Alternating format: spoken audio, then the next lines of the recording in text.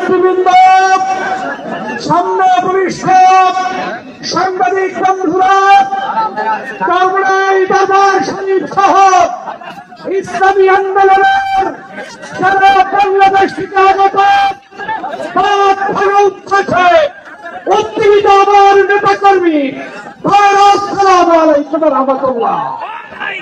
প্রিয় ভাইরা আমার, আজকের এই মহাসমাবেশ প্রদান করে বাংলাদেশের চরমনায় পীর সাহেবের হুঙ্কার ছিল, আছে এবং থাকবে ইনশাআল্লাহ। তোমরা যারা সিংহের গর্জন শুনেছ, তোমরা যারা বাঘের হুঙ্কার শুনেছ, তোমরা এখন পর্যন্ত চরমনায় পীর সাহেবের হুঙ্কার দেখতে পারো নাই।